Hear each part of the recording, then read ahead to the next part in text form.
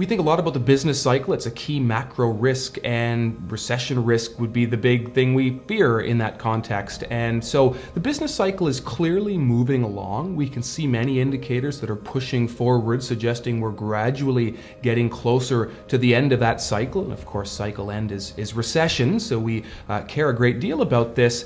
It's a funny thing though, because here we are with actually quite good economic signals in most of the world. It's not that growth is a problem suddenly. Growth is actually quite good. Economies are hot and tight and so on.